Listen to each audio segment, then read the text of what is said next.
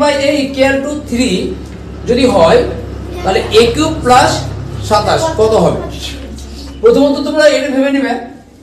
আচ্ছা আগে তার আগে আমরা কিউবের আমি একটা জিনিস দেখি আমি যে 1 এর কিউব মানে কত হয়? 1 সবাই জানি আমরা। 2 এর কিউব মানে কত হয়? 8। 3 এর কিউব 27, 4 এর কিউব 64, 5 এর কিউব 125, 6 এর কিউব 216। এইভাবে কিন্তু আপ টু 11 কিউব পর্যন্ত আমাদেরকে জানতে হবে। সে সূত্র কি কি? যদি a cube plus b cube সূত্র বলে তাহলে কি সূত্রটা? a প্লাস b আর এর square minus ab plus b square, এই একটা সূত্র। আর যদি a cube minus b cube বলে তাহলে আমাদের জানতে হবে a মাইনাস b আর এর square plus ab plus b এর স্কয়ার। আমরা এই দুটো সূত্র কাজে লাগিয়ে এই অঙ্কগুলি করব, ঠিক আছে? তো প্রথমে দেখো a plus 9/a equal to 3 যদি হয়, তো জানি আমরা যদি উপরে লব বাই হর থাকে তাহলে কি করতে হবে? আমাদেরকে লসাগু করতে হবে। তো লসাগু করো, কত হয় লসাগু বলো? a। তাহলে a যদি হয় তাহলে এর সঙ্গে a কি হবে? গুণ এর স্কয়ার 9 ইকুয়াল টু কত হবে?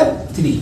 তো যদি আমরা কোণাকুণি গুণ করি তাহলে পড়ে থাকছে a স্কয়ার প্লাস 9 আর 3 এর সঙ্গে আর এর গুণ হবে, কত হবে? 3a। এবার যদি এটাকে আমি সাজিয়ে নিই তো এই 3 এটাকে এবার আনবো আমি মাইনাস 3a। মাইনাস কেন হলো বলো তো? যদি কোনো সংখ্যার আগে ডান পাশে দেখো প্লাস আছে, এই পাশে গেলে কি মাইনাস, আর প্লাস 9, তো এই পাশে ডান পাশে কিছু নেই, তার মানে শূন্য।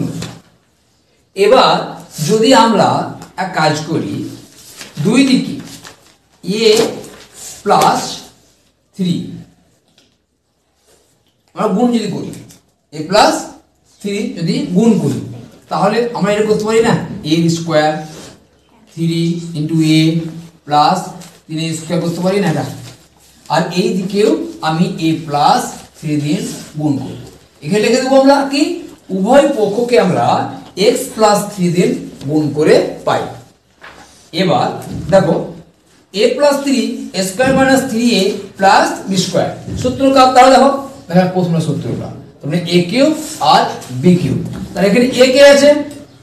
a আছে আমাদের, আর b কে আছে আমাদের 3, 3 এর কিউব হয়ে গেল। আচ্ছা এদিকে যদি আমরা a প্লাস 3 এর সঙ্গে 0 গুণ করি কত হবে? 0 হবে। বলো তাহলে এর মধ্যে কিউব মানে a কিউব আর 3 এর মধ্যে কিউব, 3 এর মধ্যে কিউব মানে কত আমাদের? 27। তাহলে 27, তাহলে আমরা পেলাম কত? 0। তাহলে বলতে পারবো আমরা a কিউব প্লাস 27 এর ভ্যালু হবে কত আমাদের? 0। তাহলে এইটা আমাদের হচ্ছে রাইট অ্যান্সার।